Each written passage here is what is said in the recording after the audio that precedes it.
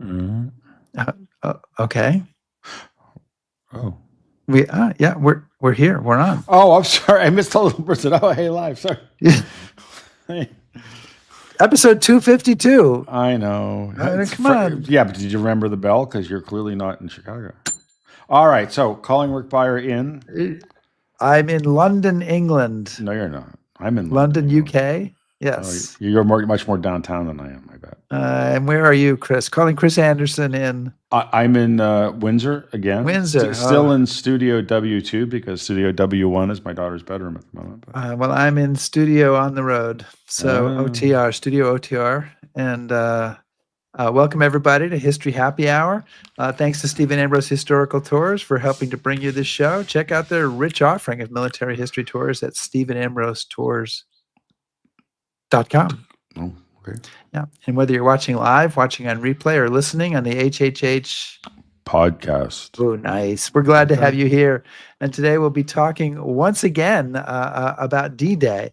So let us know what you're drinking, and we'll discuss our drinks later when we get our guest on here.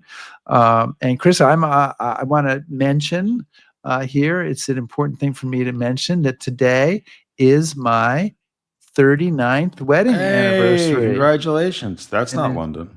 And no, that's Chicago. And it is the fourth wedding anniversary in a row that I have not spent with my wife. Oh, just 4? Please. I know. I'm sorry. I'm a piker. But next year's going to be our 40th wedding anniversary. So I'm not going to do a D-Day tour. Really? Well, that's what I've told the office. So we'll see how the scheduling works out. So yeah, hopefully we'll make that happen. Well, congratulations. Oh, thank you so much. I'm excited. Next year's 40. We don't want to wait to celebrate to 50 because who knows if we're going to make 50. So, I'm still on probation. You never know how these things. You never know. The light bulb will finally go off. Right. Hey, Chris, we should thank everybody who supports us on Patreon, especially our top shelf patrons. And you could join this group. That little spot down there at the bottom? Yeah, under Dan Modes. We could fit one more, or maybe you're a $5 a month patron and you want to up to the big top shelf, play in the big leagues. I don't know, if you're out there, if you're interested in that. You can join this group by going to patreon.com/history happy hour. Chris, what do we have in the way of guests? Can you tell me? Yeah, I mean, Susan Yu is joining us, and Wally Morrison again.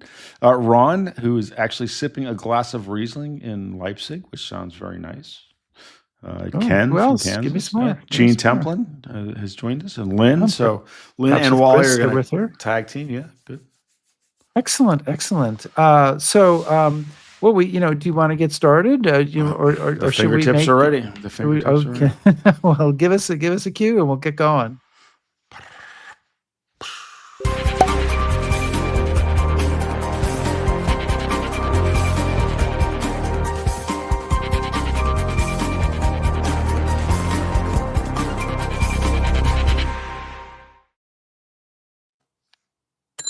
Oh, see, there you go. I feel better. There you go. The bar is open. Thank God. So we're on D-Day for the third week in a row, probably fitting, as the invasion of Normandy was one of history's greatest military triumphs, and we're approaching the 81st anniversary. And today we're going to talk with Garrett Graff, who's the author of When the Sea Came Alive. It's a book that looks at D-Day through the eyes of those who experienced it, from soldiers, nurses, pilots, children, neighbors, sailors, politicians, volunteers, photographers, reporters, and many more. And Garrett is a journalist, a historian, a producer, and a speaker. He taught at Georgetown University. His writing has appeared in publications like the Washington Post, the Wall Street Journal, New York, Bloomberg. He's written a number of books. His book, terrific book, Watergate, A New History, was a Pulitzer Prize finalist. Garrett Graff, welcome to History Happy Hour. Hey, welcome. Thank you so much for having me. Oh, it's our great pleasure. Did you happen to bring a cocktail to this event? I did. I am a Scotch drinker, and so I have my Lefroy right here. Oh, and Chris, did you bring one? I did. Glenturk 12, and I realized the bottle's empty, so this is the last. I have to get another one. Oh you? my gosh. Yeah, so I have, oddly enough, here in London, I have a Goose Island IPA, which is a Chicago beer. That's what they Homesick? had in the bar. No, not yet. But it's not my first one of the evening. So, Oh, okay. Good. sick is still a possibility. Garrett, listen, welcome to History Happy Hour. I guess the first question has to be for us, why another D-Day book? In the author's note at the beginning, you give a nod to all the books that have been written about D-Day, and you say, among and across so many histories, there turns out to be a fuller and richer story waiting to be told. So why another D-Day book, and what is that story? Yeah. So the story of D-Day for me actually begins with a book that I wrote in 2019 that was an oral history of 9/11. The book was called The Only Plane in the Sky, and it brought together the voices of about 480, about just shy of 500 people who experienced that day, uh, morning to night, coast to coast across the United States. And the book came out in 2019, which was, for all of the math wizards in the audience, the 18th anniversary of 9/11. And what struck me there and then, and sort of why I was interested in tackling that project at that moment, was 9/11 was just beginning to slip from living memory into history. That at the 18th anniversary, you had the first college students arriving on campuses across the country born after 9/11. You had the first men and women in the military being deployed to Iraq and Afghanistan to fight in wars that began before they were born. In New York, you had the first firefighter recruits coming into FDNY who were born after the attack. And for sort of a whole host of people at that moment, even those who were just a couple of years old at 9/11, they had been raised in a post 9/11 world, but had never really understood the trauma of that day to the country. And so, what I was interested in doing with that 9/11 book at the 18th anniversary was trying to tell the story of 9/11 for a new generation who did not remember it. And then, as you have already pointed out, last year when this D-Day book came out was the 80th anniversary. And it, to me, sort of represented the other end of the arc of history, which is the 80th anniversary, I think, was such a big deal last year for the world, really, because it was also a moment when we were marking effectively the final passing of the greatest generation. That, there were a million combatants involved in D-Day across the British Isles, on the Allied side, and I think the UK's number is something like a few dozen left alive today. In the United States, I think we're in the hundreds, but still, a very small number compared to the overall size of that engagement. And so for me, at this moment in history, we have effectively every first person memory that we will have of D-Day. And my goal with this book, and why I wanted to tackle it as an oral history, was to try to get that first person experience back into the center of the D-Day story. And so this book is told through the voices and memories of nearly 700 voices, on all sides: British, French, American, Canadian, German, uh, Polish, etc., and so forth.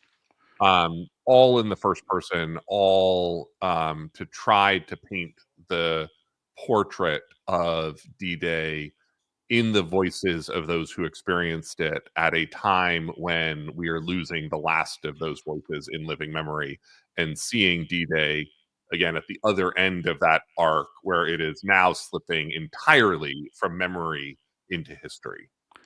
So Garrett, I mean, through the lens of all of these eyewitness accounts, and not at all in any way meaning to sound flip, because I think we now have our own image of D-Day in our minds, but through the eyes of those people, then why is this such a big deal? What is it about this day? Because you have passages in the book that even then there are these people that are like, this is pretty important. Yeah.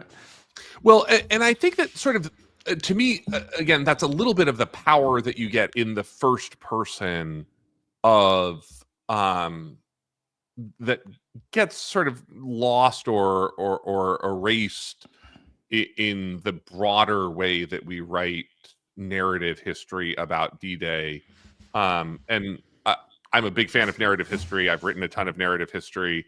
But I think that there's a tendency often in narrative history to make events seem neater, cleaner, simpler, and more straightforward, and sometimes even preordained than they ever were to the people who were experiencing them in real time. And so, yes, we view D-Day as this enormous triumph. I mean, one of the, great turning points of human history. I mean, in the same way that 9/11 is the most famous single day of the 21st century, I think D-Day stands as the most famous single day of the 20th century, and in fact was voted as such.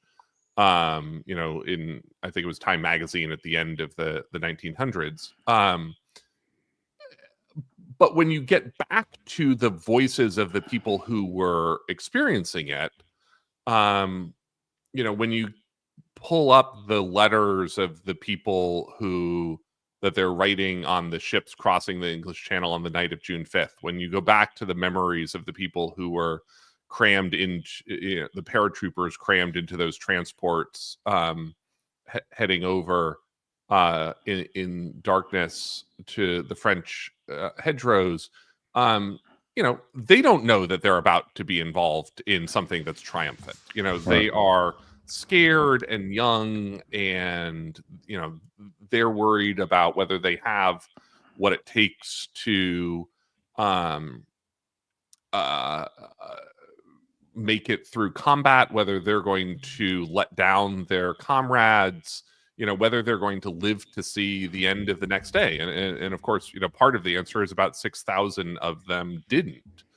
And so, in some ways, some of the most poignant voices I found in my work were the voices of the people, in those landing craft, in those troop transports who didn't make it to the end of the next day or two.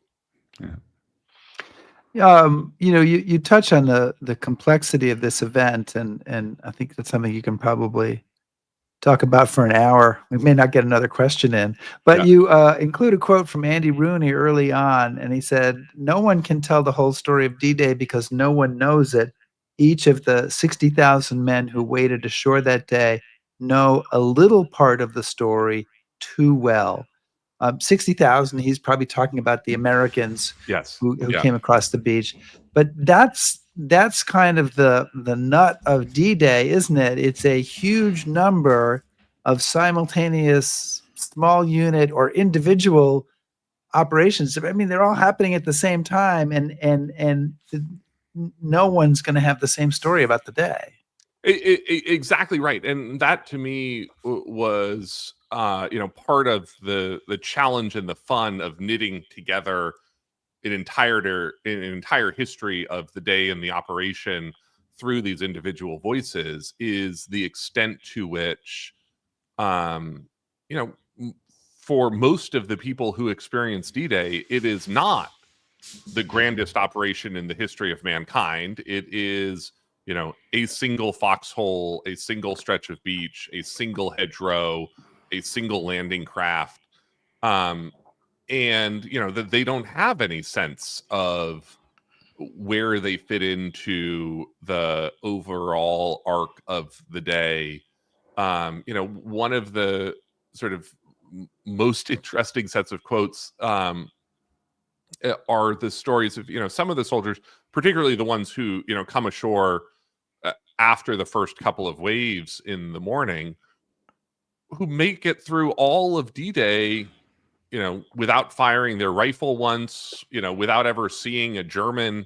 And sort of they have these like very funny in historical retrospect kind of funny memories of like, for me this was actually like a really boring and weird and strange and incredibly high stress but low stakes day of I made it to shore, I got to shore, didn't see anyone, never fired my rifle, and then dug in on a hedgerow above Omaha Beach or Utah Beach.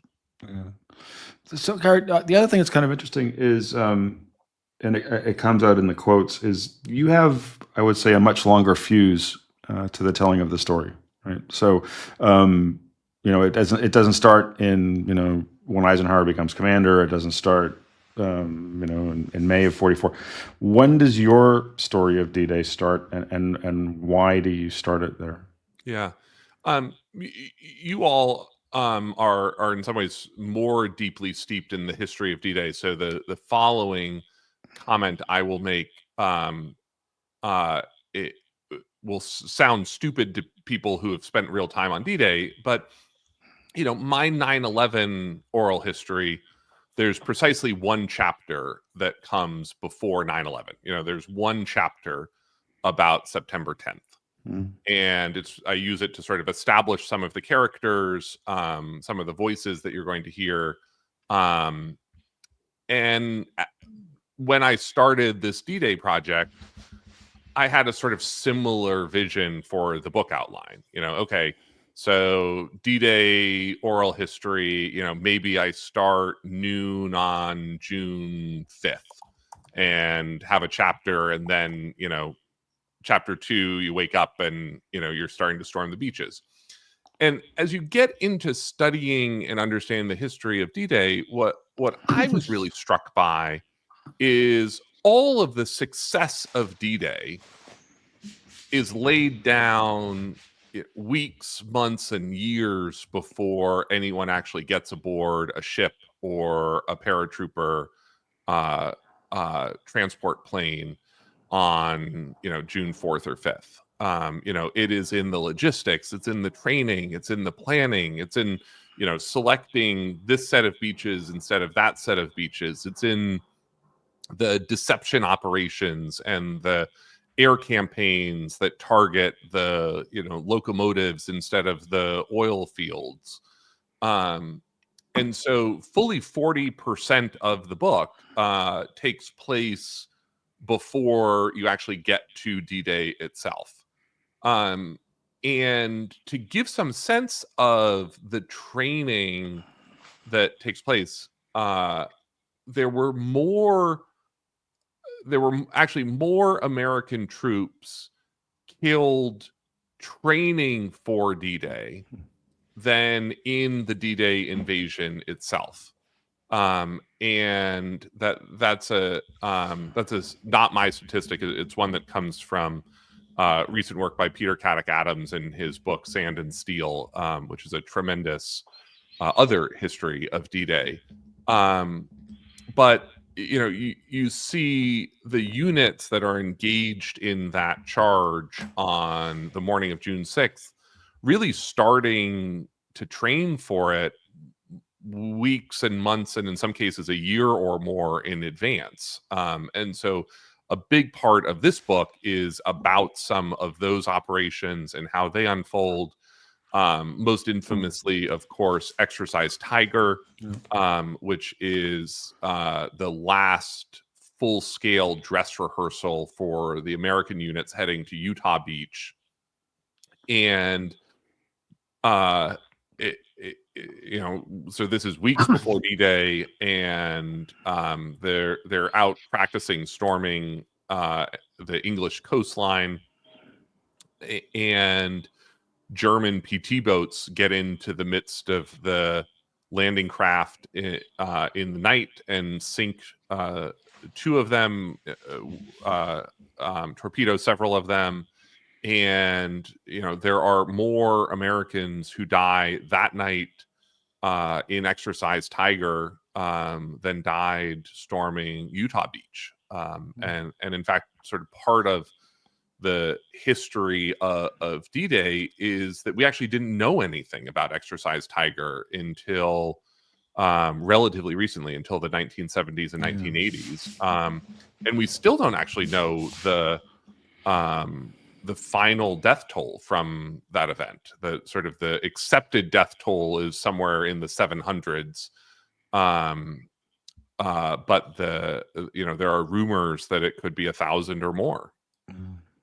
Well, so it's kind of interesting because you wrote about actually Operation Tiger takes place at Slapton Sands, but you again, and I liked Chris's phrase, the long fuse. You didn't start with Operation Tiger. You covered the whole story of how the land was requisitioned, how the people were moved out of their homes, how people had to sell their prized cattle.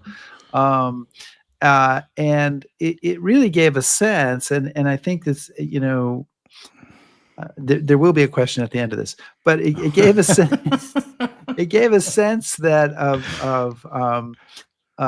the complexity of the D-Day operation. That just in order to get a practice area, we had to go into all this. And so I thought, my question is, was it sort of a conscious idea of yours as you were working on this book to try to expand the story, to see if you could include a lot more stuff that maybe we wouldn't normally think of as central to our D-Day story?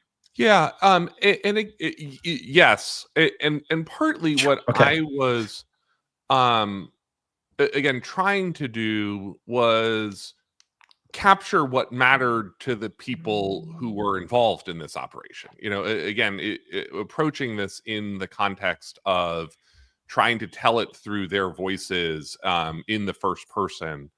And that I think what you see, I think part of a challenge of D-Day, and this is probably something that you guys have wrestled with a lot on this show across previous episodes, is D-Day has now been so entirely swallowed by the mythology of D-Day that I think it's very hard in history to sort of peel back and figure out what the reality of D-Day actually was for the people who were living it.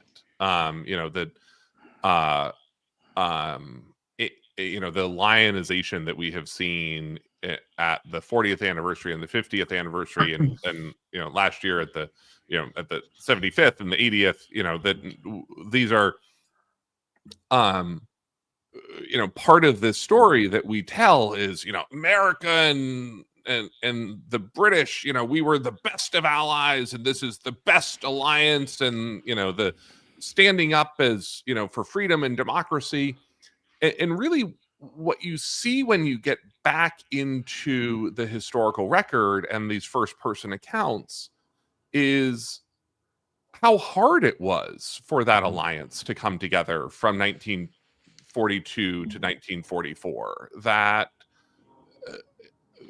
yes, we ended up with this incredible alliance, but we spend a lot of 1942, 1943, 1944 learning how to be allies together and learning how to work together as militaries, as personnel, as supply chains. And again, you see that play out in a lot of what takes place in D-Day, because the U.S. has to spend so much of 41, 42, 1943 ramping up its logistics and the industry to supply the ships and the military, the literal size of the military, and getting all of these troops across the Atlantic. And we sort of, I think, forget how transformational that was for the Americans arriving in Britain, but also for the British as the Americans arrived. And I spend a couple of chapters in the book looking at what that American buildup was like, and you see sort of a bunch of different things taking place, because to give you a sense of how big this buildup was, 1/10 of the entire adult male population of Great Britain is Americans by June 1944. And one of the chapters talks about what it was like for America to deliver this segregated army, which it was in World War II, to a country that had no meaningful history of racism against Black people, and the sort of what a eye-opening experience that was for the Black troops arriving, how upsetting that was for some of the white troops arriving to see Black soldiers mingling in pubs happily with British women, the racial tensions that build up across the British Isles across 1943 and 1944. And, for a huge chunk of the people who end up participating in D-Day, it's really that experience of the buildup, and, these farm kids from America, being transported to Britain. And then D-Day itself is this incredibly interesting inflection point for World War II that the British are very conscious of, which is D-Day itself, Operation Overlord, is largely planned by the British. That it is sort of largely a British planning staff. Of course, Ike steps in as the commander, but even that comes, months and years after the British have started the planning. And so it is really not until D-Day itself, it's really not until June 6th that the weight of the resources committed in the European theater begins to tip from the British to the Americans. And it becomes this sort of moment where it's like, I'm oversimplifying this a little bit for podcast happy hour hyperbole, but like June 5th, this is mostly a British war. And then, by the end of June 6th, it is now mostly an American war. Well, I want to pick up on that and something you'd said earlier about alliances, because when I do D-Day tours, one of the things I always say to my largely American audience is D-Day is not an American victory. And of course, there's the insuck of air in the room, and I get the scowls, and I say, D-Day is an Allied victory. That's how Eisenhower perceived it. And I think that we as Americans tend to fall into this understandable belief that, okay, well, the Americans, Eisenhower leads the troops ashore and they win victory and and we march on from there. But could you talk a little bit about, that idea that it's an Allied victory, that this is, their perception of that and kind of what's going on there? Yeah. It's a great question, and I couldn't agree with you more. And it's something that I really tried very hard to resurrect, is not exactly the right term, but sort of center in telling this story in the book, because I think, again, in talking about the way that D-Day has been captured by the mythology of D-Day, that in some ways we think of D-Day as the first waves at Omaha Beach. Right. That sort of for America in particular, but I think in some ways for the world at large, D-Day is the first 17 minutes of Saving Private Ryan. And and of course, as you were talking about Andy Rooney's quote and others before, the first 17 minutes of Omaha, of Saving Private Ryan, is not even reflective of everything that's taking place on Omaha Beach. There's sort of plenty of people who come ashore in those first waves in Omaha Beach who don't exactly have a picnic, but have a very different experience than the people who land at that far western dog green sector, dog green sector at the far west of Omaha Beach, where you have sort of the first waves literally entirely wiped out. And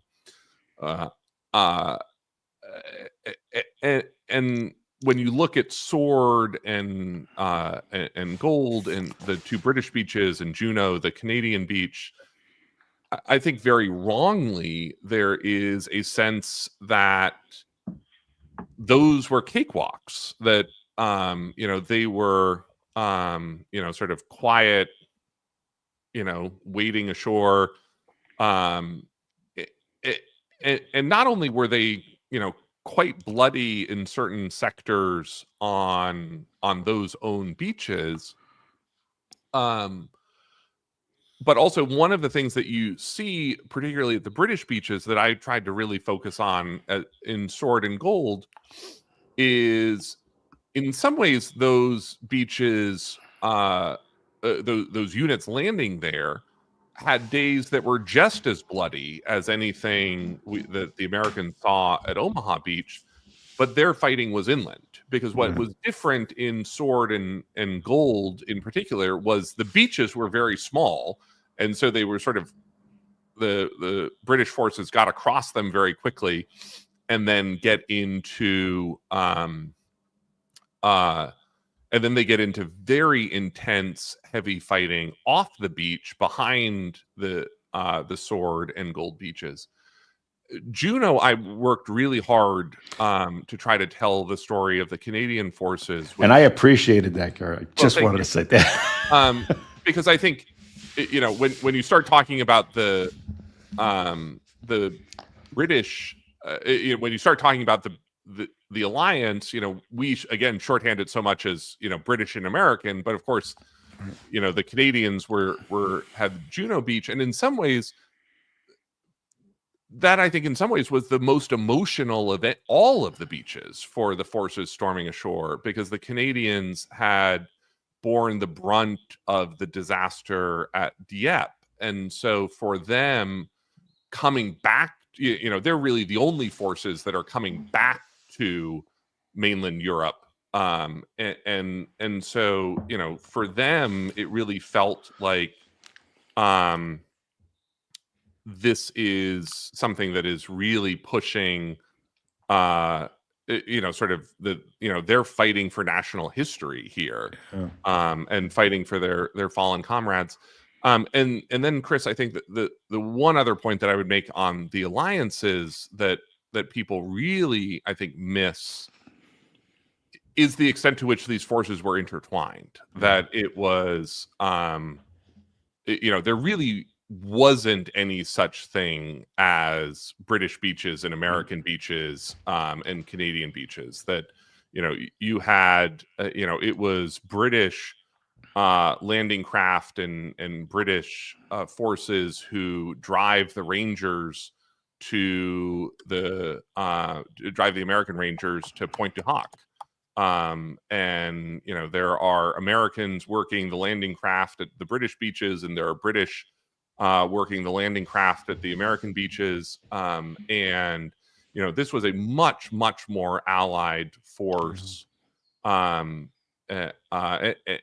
again, even beyond American, British, and Canadian, I think you guys probably know the number off the top of your head. I think it was 17 different countries are reflected in the naval armada off the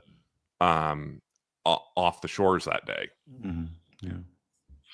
I want to remind everybody that we are chatting today with Garrett Graff, who is the author of When the Sea Came Alive, an oral history of D-Day. If you have any questions, please post them up and we'll try to get to them a little later on in the show. You pleased Chris by talking about the Well, he can Canadians. keep talking about him if he wants to. And you probably pleased Chris, even though we haven't really talked about it today, when you talked about Freddie Morgan, because that's another Chris area.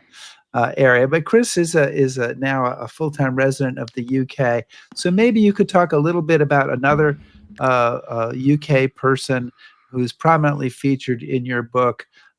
He gained fame initially for charging a bus stop. But he did know so much better about that. But this is Sergeant Stan Hollis. Can you talk a little bit about him and why you wanted to devote some time to him in your book? Yeah. So Stanley Hollis is the one British soldier who receives the Victoria Cross for his actions on D-Day, and again, trying to tell his story and was one way for me to try to that I was trying to sort of rebalance the history of the American beaches and the British beaches. And I think one of the things that he has this just incredible story. I mean, to get a Victoria Cross, which is the highest medal of valor that Britain gives, you absolutely have to. It's the equivalent of the Medal of Honor for the United States. But I think one of the things that just is so true and challenging about a day like D-Day is when I talk about, for instance, doing oral history, that what I talk about is that you're trying to find the ordinary and the extraordinary. That you're trying. I probably gathered somewhere on the order of about 5,000 personal stories in the course of this research. That many of them oral histories that actually Stephen Ambrose had gathered during his work for his book on D-Day. The records of which are stored at the National World War II Museum in New Orleans, which was a huge help for this project. And you're looking for someone who can represent, what was the average experience of someone in a landing craft? What was the average experience of a paratrooper? What was the average experience of someone on a naval ship, off the coast? And then what you're looking for are the extraordinary. You're looking for the voices and the people who have the most atypical, wildest, bravest stories of combat. And what stands out with Stanley Hollis or some of the other stories, I feature the story of a black soldier, Waverly Woodson, at Omaha Beach, who was a medic, who I think is sort of, in the era of racism at the time, is sort of cheated out of his the Medal of Honor that he should receive, which we can talk about separately if you want. But what's just incredible is you have so many stories of people who, if their story had happened on any other day of World War II, in any other conflict, would be among the bravest, wildest, best known stories of World War II. But because of the intensity of D-Day, because of the sheer number of people involved, because of how small D-Day was, for so many of these soldiers in terms of this one stretch of beach, this one foxhole, this one hedgerow, as we talked about, that their stories of bravery and heroism sort of get swallowed by the sheer audacity and courage of that day. And so when you see people like Stanley Hollis, even then, someone like Stanley Hollis really stands out. Yeah. So, Gary, I mean, speaking of, you were talking about all of the testimonies you gathered, and obviously that's sort of how you tell the story in this book. Lynn Hargrove, one of our longtime viewers, has asked, several eyewitnesses may see things differently. Did you find this to be an issue, particularly in the case of this book, as you're trying to construct the story? So there's sort of a couple of different ways that this plays out in first person testimonies, right? Like there's sort of people who see the office politics different, which you certainly see among the planners who have different views of each other's competencies,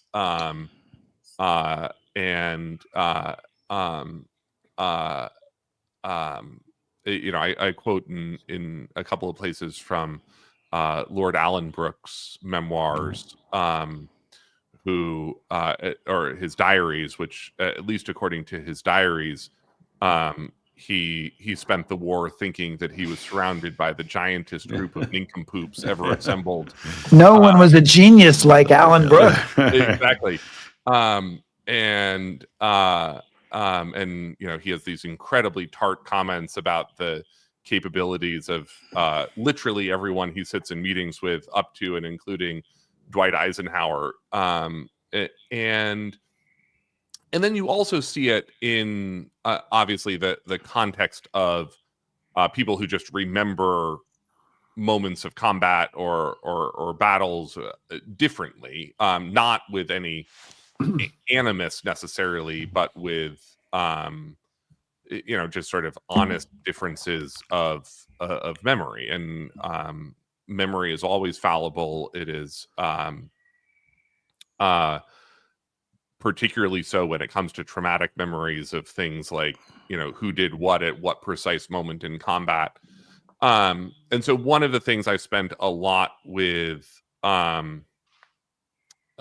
time with in this book was really trying to line up people's memories as best I could with the known historical record. When did certain units hit what sectors of beach, what ships were available, what ships were involved in which part of the operation. Because particularly with a bunch of the oral histories, what I really saw were people condensing their memories, such that in some instances, on a ship off the coast, they'd be talking about bombarding Utah Beach, and then a sentence or two later be talking about bombarding Omaha Beach, and you'd have to go back and figure out, well, what day were they off Omaha Beach and what day were they off Utah Beach? And I think the broader sense of for me in terms of looking at a project like this in terms of oral history is there are moments in oral history that are true to the participants, even if they are not true to history. And I'll give an example of how this plays out in actually my 9/11 book, which is I have a chapter in the 9/11 book about the DC Air National Guard pilots who are scrambled from Andrews Air Force Base and given the mission to go shoot down United Airlines Flight 93 as it's hijacked on its way to Washington. And they are sent up into the air. Heather Lucky Penny, Mark Sassville, and actually, oddly enough, the new chairman of the Joint Chiefs of Staff here in the United States, Dan Raising Kane, was part of this unit and part of this operation as well on 9/11. They're sent up without weapons. There's no time to load missiles onto their planes that morning. And so they are sent up on what they believe is a kamikaze mission. They are sent up in with orders basically to crash their plane into hijacked Flight 93 to prevent it from hitting Washington. Now, I got into a dispute in my book, in writing my book, with the 9/11 Commission, which sort of looked into the story of these DC Air National Guard pilots. And what they found, which is accurate, is that these planes did not actually take off until about 10:37 on the morning of 9/11, and that Flight 93 had crashed at 10:02 in Shanksville, Pennsylvania. So Flight 93 was already crashed and off the sort of off the board by the time these pilots make it into the air 35 minutes later. And so from the 9/11 Commission's view, which was writing sort of the strict narrative official history of 9/11, these DC Air National Guard pilots are totally irrelevant because they are not a capable part of the U.S. government's response, and make it seem like the U.S. was actually more competent that day than it actually was. That's not the experience that Heather Lucky Penny and Mark Sassville had on the morning of Tuesday, September the 11th, because they don't know that Flight 93 has crashed when they're being sent up into the air. And so for them, they have this sort of authentic experience of being sent up on a kamikaze mission, even though, we now understand it was irrelevant. Yeah, that's if you move the camera, you change the whole scene of what you're seeing. I want to bring in another audience question from Dave Borland here. What's his Borland family? I'm assuming it's Dave, but it could be some other Borland who's joining us. What did German defenders think? Did they feel confident, doomed? I remember a German veteran saying something like, "At first light that morning, we saw a whole city coming toward us."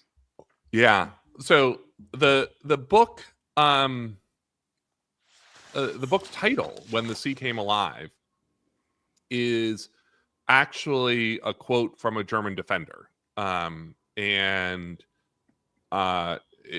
is just like that listener's quote, in that it's what his reaction to was waking up in one of those bunkers overlooking the beaches, and he looks out and is totally surprised by this massive invasion force that appears out of the morning fog. And his quote was, "We looked out and the sea had come alive." And I think one of the myths that I tried to disentangle in the course of writing this book was this idea that the Atlantic Wall was this completely impenetrable, giant, unbroken fortress that I think we've sort of built up in, and certainly was accurate for the German propaganda as it was issued across, in the months and years leading up to D-Day.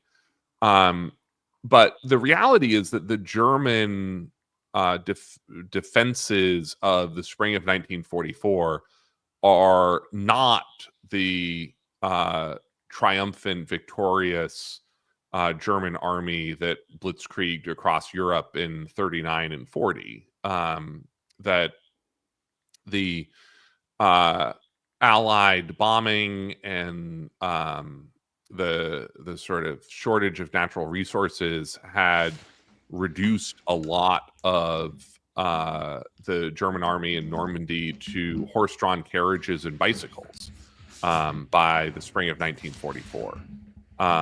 And that a lot of the German posts were actually being manned by conscripts, and basically, most of the capable fighters had been pulled by 44 to the Eastern Front, and that a lot of the soldiers on along the Atlantic Wall were sort of the too young, the too old, the slightly injured, or these conscript units. And so, one of the weird things with the Atlantic Wall defenses in the spring of 44, a lot of them are being manned by, Polish, Indians, and in some cases actually Mongolians. There's sort of this amazing section of the book of the puzzlement of these American soldiers who storm ashore, capture some of these bunkers, and are confronted by Asians, and are sort of, who are these people? We were sort of expecting, tall Teutonic German soldiers, and we get Mongolian conscripts. Yeah. So, Garrett, as we're getting kind of towards the end, I want to also sort of discuss the process a bit, and kind of what you went through, having spent as much time with the people who were there. You said, I forgot the number, many thousands of interviews you're reading through, and you're going through. What, how much did your perception of that day change, and what, looking after finishing the book, kind of what surprised you? What stands out? Yeah. You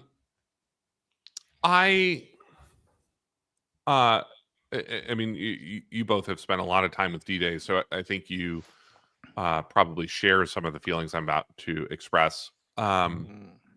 If we don't, we'll let you know. Yeah. I think one of the things that I came away with, and I've talked a lot about, unpeeling and unraveling the mythology of D-Day. At